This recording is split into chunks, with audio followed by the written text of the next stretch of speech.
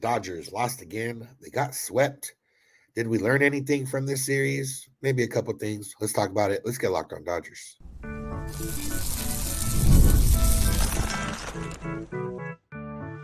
You are Locked On Dodgers, your daily Los Angeles Dodgers podcast. Part of the Locked On Podcast Network, your team every day.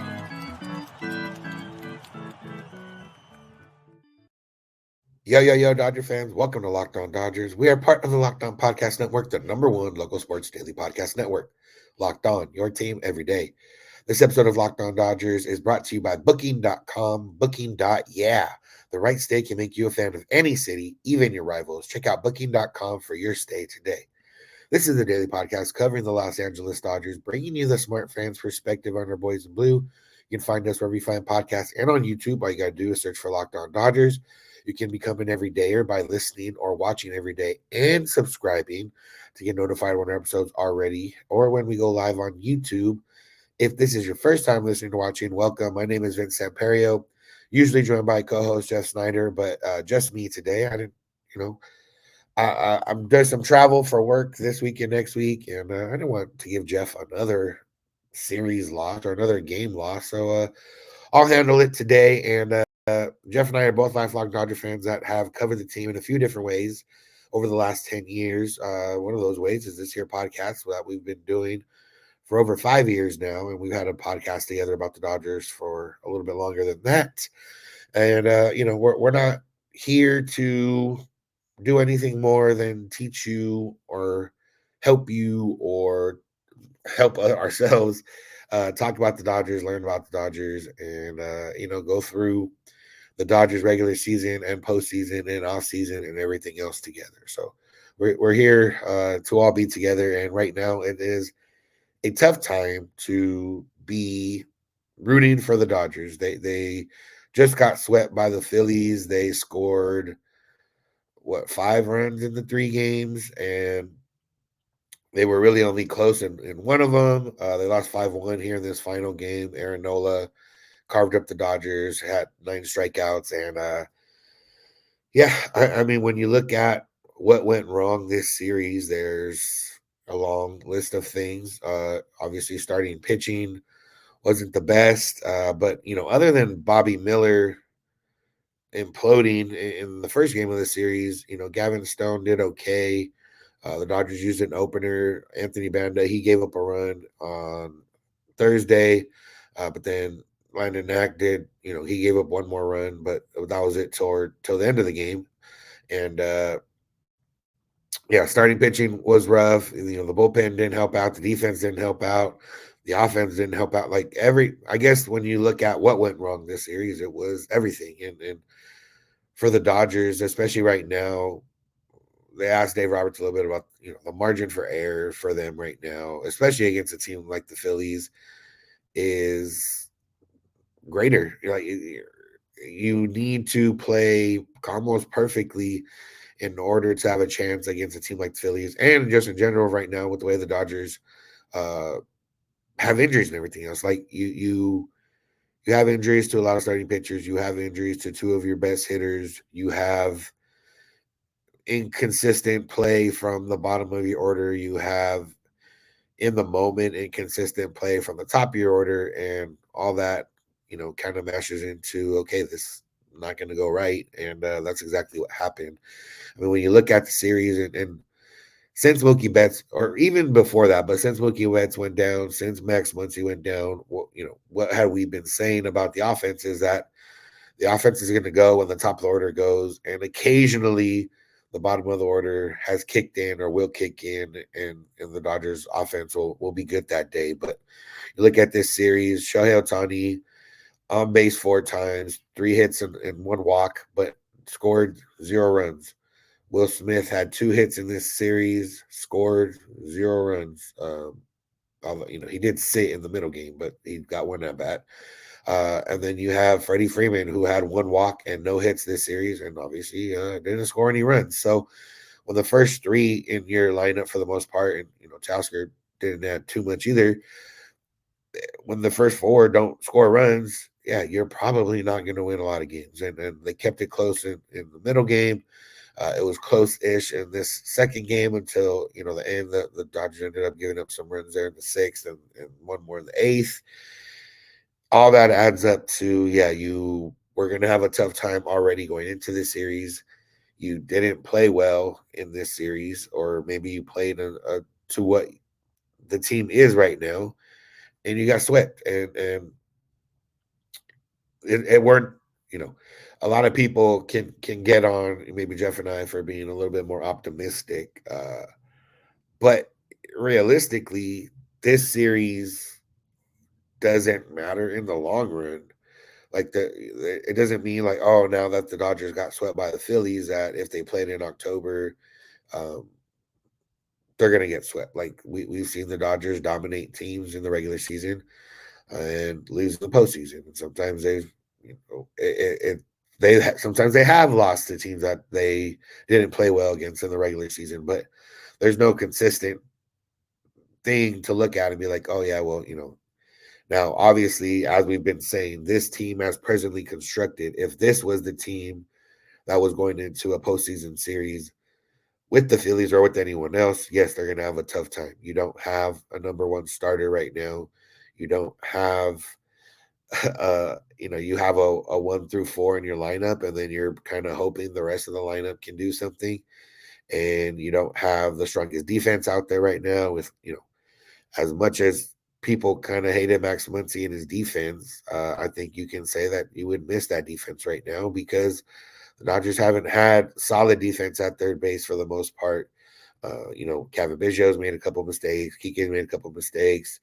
Miguel Rojas is solid, but he's playing a lot of shortstop right now because Mookie Betts is hurt. So there is a lot wrong right now in this series and just in general with the Dodgers. Like you're not going to win with the team as currently constructed and presented on the field. And it's tough. The Dodgers have been basically a 500 team since May, which is right before Muncy went down. There's some stats there that, since Muncy went down, kind of what the offense has done. Obviously, that's exacerbated by the fact that Mookie Betts went down. The fact that nobody from the bottom of the lineup really turned it around. We tried to, early on, we tried to say, oh, Gavin Lux, he had 2 hits today. Like, maybe he's turning around. Gavin Lux had a couple hits in the game on Thursday. He had a home run the other night. But realistically, Gavin Lux is probably not going to turn around this season. And I hope, like, even if he does turn around this season, it has to be in the next 3 weeks because you got to imagine on July 31st, I don't know if the Dodgers have a game, but after July 30th, if Gavin Lux is still in your starting lineup, it's got to be because you acquired the two legitimate players that don't play second base. Like, and you're gonna bank on Mookie coming back and being your shortstop, maybe, or you're gonna bank on Mookie coming back and taking over for Lex's spot. So, Andy Pajes struggled this series, had a couple chances with runners on base, didn't come through, and him as a rookie, it's going to be cyclical. Like he's going to get hot, like he was. Then he cooled off a lot. Teams adjusted. Then he maybe made some adjustments back. Was hot for a little bit. Now he's maybe down a little bit.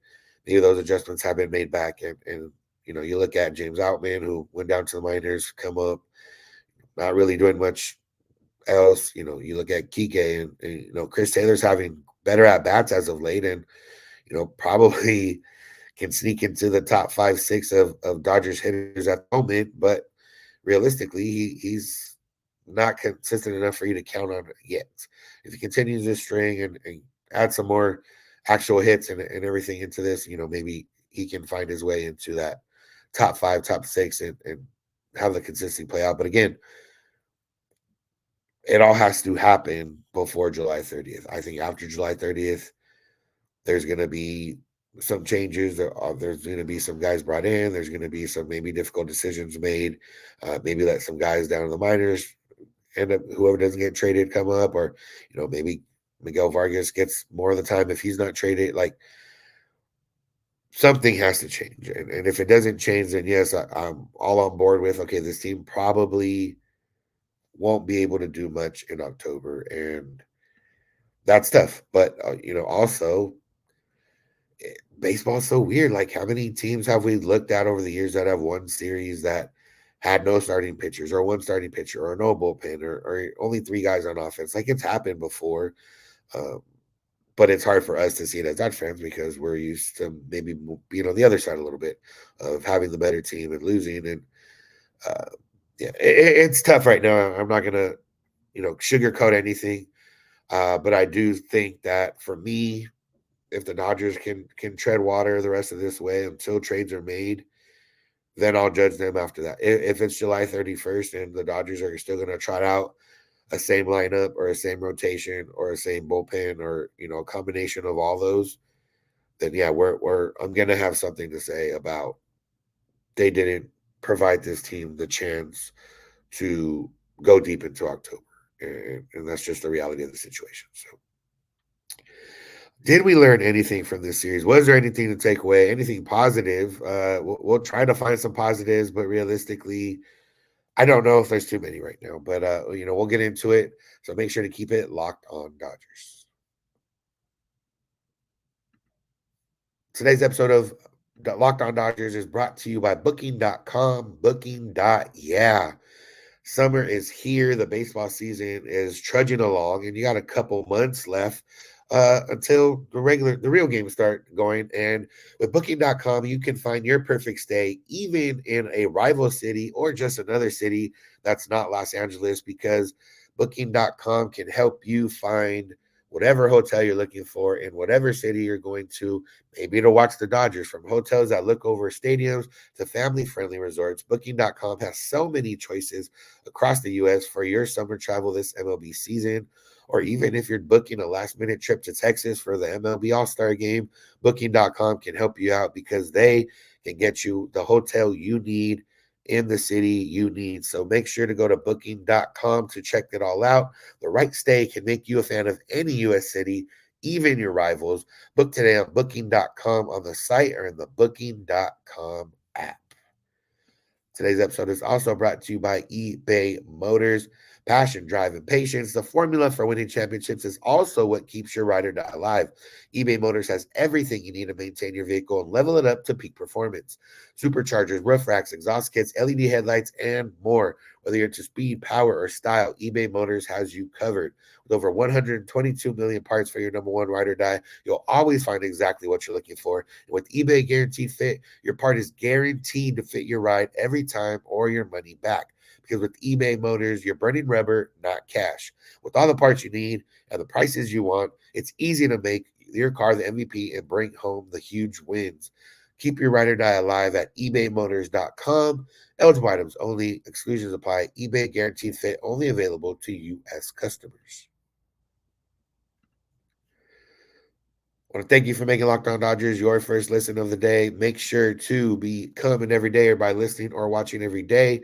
Make sure to listen to the Locked On Dodgers podcast every Monday through Friday for about 30 minutes. If you're not an everydayer, you can become one, slowly become one by adding one more episode to your morning every day and figuring it out along the way. If you're like, okay, I want to keep listening to Locked On Dodgers, and remember, there's tons of other Locked On podcasts for any team you're a fan of. So make sure to check those out.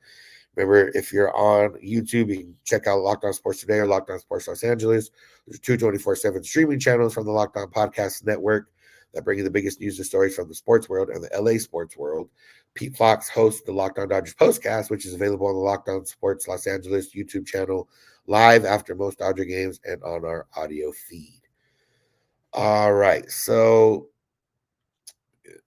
we're trying to approach this as what can we learn, what did we learn from this series. And I think I said it in the first segment, but the first thing we learned in this series is that this Dodger team currently, this current 26-man roster, will struggle a lot in a few different ways. Starting pitching,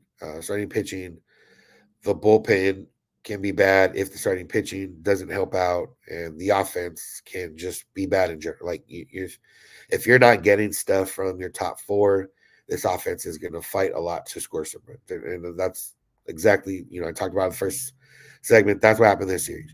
No runs scored from your big three of Shohei, Will Smith, Freddie Freeman. Only 3 hits between those, or 4 hits in the series combined between those guys.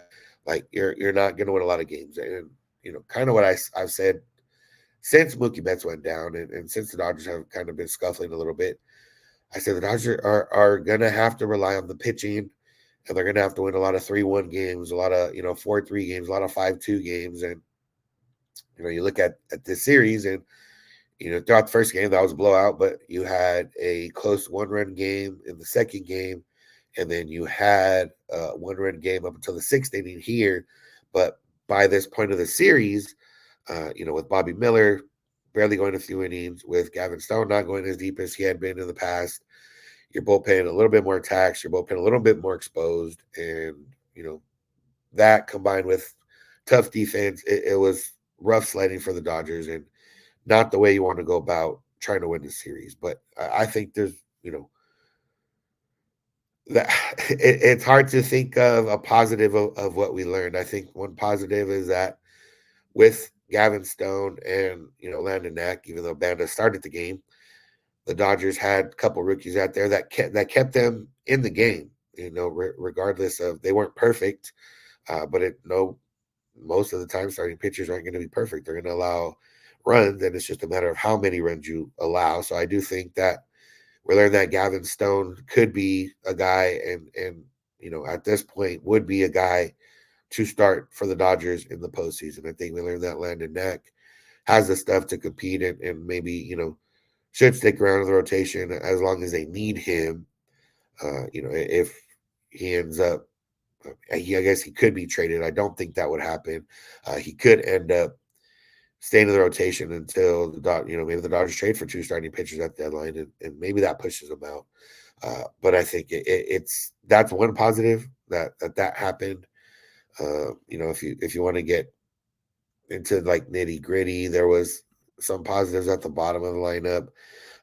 They did get on base a few times, but all in all, like the Dodgers struck out 11 times in this final game, and Ohtani and Will Smith combined for 5 of those.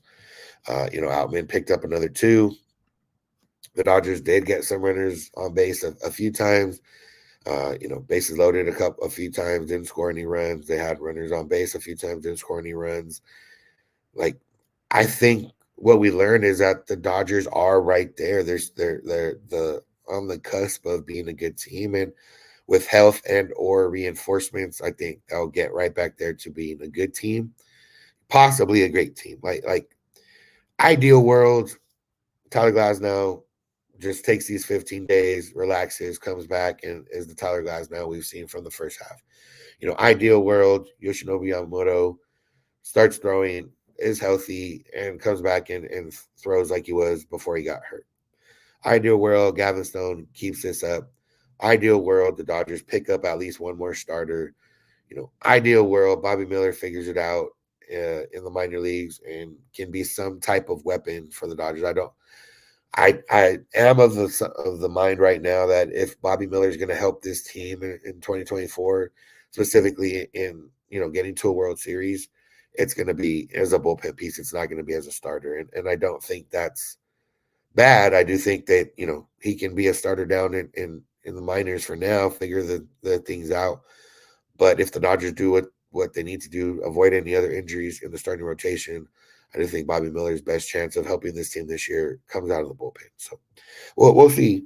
Ideal world, Shohei Ohtani doesn't go for and strike out a bunch of times in the series, or he didn't go for the series, but ideal world, Freddie Freeman doesn't go over for a whole series. So, but all in all, they were in the second game definitely, and some better defense could have extended that game or give the Dodgers a chance to win it.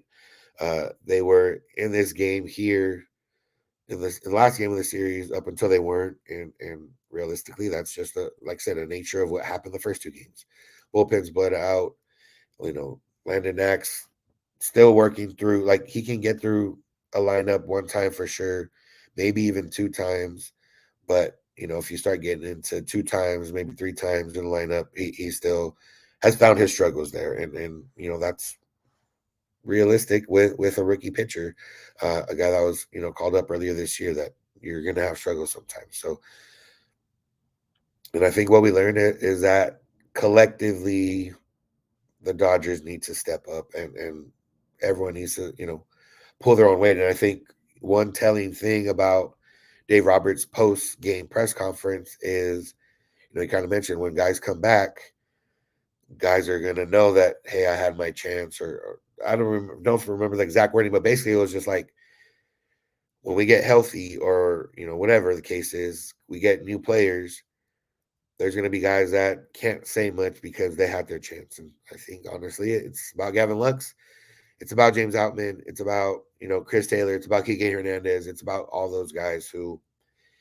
nobody stepped up and became what the Dodgers needed, which was an extra bat that was consistent. And it's tough and it's rough, and it hasn't, like I said, it hasn't been fun to watch on a day-to-day basis over the last couple months. There's been fun things to watch, but on a day-to-day basis hasn't been as fun over the last couple months as it's been in the past. So maybe that means we're going to get a fun next couple months, and hopefully into October. So there's we've done a lot of trade talk. We've talked briefly about Jazz Chisholm, but I wanted to get a little bit more in depth and see, is that someone that the Dodgers could go after? Should it be someone to go after?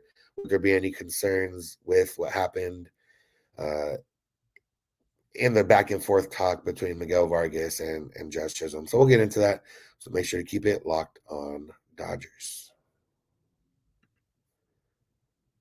Today's episode of Locked On Dodgers is brought to you by Tax Network USA. Here on Locked On Dodgers, we pride ourselves on getting you the latest news and keeping you informed and providing coverage of the Dodgers all year long. And because baseball is year-round at this point. But you know what else is year-round? Collections season. Yes, it's scary, but just because tax season is over, it doesn't mean the IRS will stop coming for you after unfiled taxes. The IRS can garnish your wages, levy your bank accounts, and even seize your property. It sounds scary, but don't let the IRS target you. Let the licensed professionals and tax experts at Tax Network USA go to bat for you. As someone with a full-time job and then the podcast and then other opportunities to make money throughout the year, it's not always the easiest to keep track at tax time. And, maybe there's a greater chance for me to make a mistake, or maybe there's a chance that I already made a mistake. But if that is the case, the Tax Network USA has over 14 years of experience and an A+ rating by the Better Business Bureau, so they can help you out. They can help me out. They can help anybody out. Tax Network USA has saved their clients over $1 billion in tax debt. Whether you owe taxes, have complicated matters that require tax planning, or finally hit that big parlay this season and need help correctly filing, call 1-800-549-1000 or visit tnusa.com/locked-on. Make sure to mention Locked On Dodgers at checkout, and you'll receive a $250 discount off their services. Today's episode is also brought to you by Stitch Fix. You know that instant confidence boost you get from an outfit that makes you look really good? That's what I get with Stitch Fix. It's a stylist who understands your style, your size, and your budget, and they do all the shopping for you. It's the easiest way to update your wardrobe this season. As you guys maybe have seen or know, I'm a big hat guy. And, one of the parts about having so many hats is that there's a lot of different outfits you can put out, and there's a lot of different ways to mix and match your style. And I'm going to say that if it was for me, I'd wear black t-shirts and shorts and sneakers pretty much every day, along with a different hat. But it can't always be that way, and that's where Stitch Fix comes in, because I just give my stylist my size, style, and budget preferences, order a box, get the box with no subscription required, and they send 5 just for me pieces, plus outfit recommendations and pro styling advice. I keep what I like, I keep what works, and I send back the rest. Stitch Fix makes it all so easy. I'm not a guy that likes to shop. I want to save time and effort. I'm going to go to Stitch Fix because they're going to make me look and feel really good. And style that makes you feel as you look is very important. So now's the best time to get started at stitchfix.com/MLB. You get $100 off. That's $25 off your first 4 fixes for a limited time only. That's stitchfix.com/MLB for $100 off. Stitchfix.com/MLB. Must redeem within 7 days of sign up. Offer does not include kids' fixes.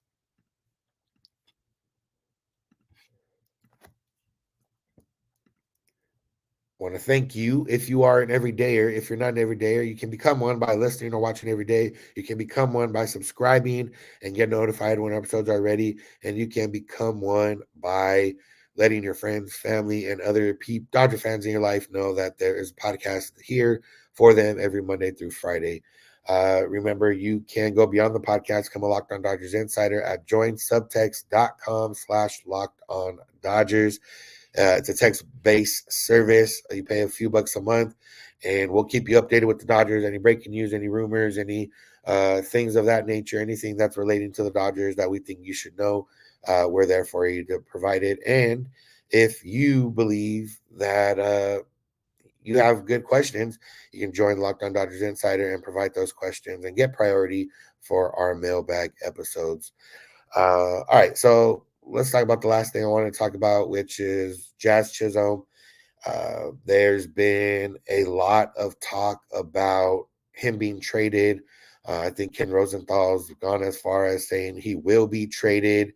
And I think for the Dodgers, we mentioned him before as a possibility for the Dodgers, and I think Jeff and I kind of brushed it off.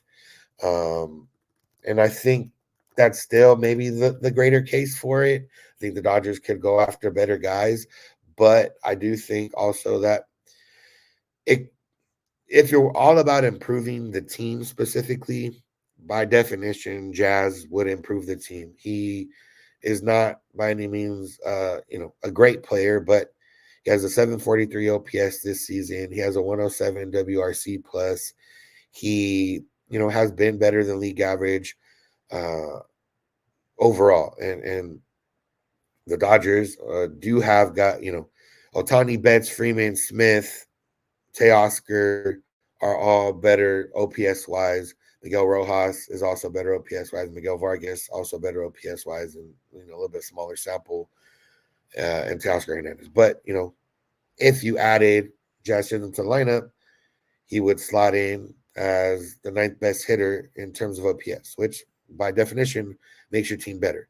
Now it's a matter of how much better does it make you, and is it worth it? And I think the one reason I want to talk about this is because I think John Heyman or someone reported that the Yankees would consider Jazz Chisholm, and they could use him in the infield, which is something that the Yankees need. Now the Dodgers, if they got him and put him back at second base, it's an instant upgrade over Gavin Lux. Defensively, maybe not as much. He would have to make that move back to the infield. It might take him a little bit of readjusting. But offensively, it would be an upgrade at second base. Center field, it would be an upgrade to the outfield. Maybe overall, he is hitting better than Andy Paez, and does have the little bit of a platoon, or not platoon, but does have the advantage of being a left-handed hitter. When you're facing mostly right-handed pitching. But obviously with him, you're not just trading for the player on the field. There is, I don't know if concerns would be the word for him. I don't want to put that label on him. I do think that he's great for the game in terms of his energy. He was on the cover of MLB The Show last year because of that energy, because of the appeal to the younger crowd and everything else. But we did see earlier this season that, he went on a podcast and didn't name any names, but, mentioned that the veterans on that Marlins team when he was coming up weren't that great. And Miguel, or maybe he didn't. I don't remember if he named Miguel Rojas by name, but basically said the team captain wasn't much of a great team captain. Miguel Rojas was, by all means, the team captain of those teams. Miguel Rojas came back and kind of said his piece, and it hasn't really come up since then. And obviously I don't think it would come up again unless they met in person or both said something, or if one of them happened to be traded to the Dodgers. And here's what I think about that. One, I don't think Miguel Rojas would care in the moment. Miguel Rojas is all about winning. If the Dodgers believe that Jazz would help the Dodgers win, then Miguel Rojas would be on board. I don't think they would talk or maybe strike up conversations or be best friends. But I do think that they would have, be cordial enough to not ruin anything. Two, when you do bring in, such a big personality like that for a Dodgers team that hasn't necessarily had big personalities in that way, you do think about the clubhouse as a whole, and will that fit in? And it can go two ways. It can go, maybe he does, or it's three ways, but he can come in and the Dodger way, or the more veteran approach that the Dodgers do have, kind of finds him, and he is still himself, but also himself in whatever way the Dodgers want it to be, more focused, or what. I don't, there's a lot of different words I can throw out here, but I do think it's just a different mentality that the Dodgers have had, especially with the more veteran club, and even some of the rookies that come up. Like, I'm sure they're allowed to be themselves, but it's also under the umbrella of, okay, we're here to do a job, we're here to win games, we're here to win a World Series. It can go bad if he comes in and just clashes and doesn't perform, and then it's just a combination of bad all around. Or it could just be neutral. He comes in, plays well enough, and whatever. But I do think it's intriguing. I don't think the Dodgers pursue him. I don't think it would really fit what the Dodgers need per se. Like, I don't think he's enough of an upgrade in the outfield to kind of test the waters right now. And he is enough of an upgrade at second base, but I don't know if he's comfortable enough at second base to come in and execute on defense how he would need to be. So right now, I don't think that it's someone the Dodgers should pursue or will pursue, but I do think if you're all about improving the team, by definition, he would improve the team. If he was one of the acquisition, if he was only acquisition at the deadline, then yeah, you're not getting excited. If he was one of a few acquisitions where he is maybe the second or third best player in acquisitions, then yeah, I do think you can get a little bit more excited. I do think you can, talk yourself into him being good. And the other part is, if if Jazz felt that there wasn't great, chemistry, or wasn't welcomed as much as he could have been early in his career, and now he's in a locker room that, maybe he's kind of one of the de facto leaders, and maybe he doesn't know how to lead or leads differently, you know, maybe there is a case for a change of scenery. The Marlins are, they made the playoffs last year, but then they let their GM go, and they're very bad this year, and they were very bad before that. And it's been not great for the Marlins the last few years. And your mentality, or just being around better players, more veteran players, more talented players, the ability to know for sure you're going to compete in the postseason, that could always help. And the Dodgers, what hasn't happened too often lately, there is a chance that they could unlock something else in his swing, that could be really good. So, like I said, I don't think he's an answer, or the answer for sure. He could be an answer as part of a greater haul, and that's about as much as you can ask for right now, I guess. So that's going to do it for today's episode. Thank y'all for listening. Thank you for making Locked On Dodgers your first listen of the day. Make sure to find us where we get podcasts. Make sure to subscribe. Make sure to become an everydayer. Even if you don't become an everydayer, just add one episode to your week. I know it's tough right now with the Dodgers not playing well, but where else can you go and either try to get some optimism if you have optimism, or try to share your miseries if we're sharing miseries. Like, there's a lot of different ways this can go. So make sure to start listening a little bit more if you're not already an everydayer. Remember, you can find us where we get podcasts and on YouTube. You can check out two 24/7 streaming channels from the Lockdown Podcast Network, going all day, all night on YouTube. Pete Fox hosts the Lockdown Dodgers Postcast, which is live on the Lockdown Sports Los Angeles YouTube after most Dodger games, and on our audio feed. Remember, you can go beyond the podcast, go to Lockdown Dodgers Insider at joinsubtext.com/Lockdown Dodgers. Get text directly from us updating you on the latest Dodgers goings, and you can just ask us questions or text us directly if you have anything you want to know about the Dodgers. You can find us on social media, Twitter, Instagram, and TikTok at Lockdown Dodgers. Jeff is on Twitter at Snydog. I'm at Vincent91. You can DM us if you have any questions or comments. You can also send those via email, lockdowndodgers@gmail.com, or via voicemail text at 323-863-5625. We're here every weekday morning, and we hope you'll be here with us. When you get in your car, if you're at home, text my device, play podcast, Lockdown Dodgers. And remember, you don't have to agree. You just have to listen. Have a good one.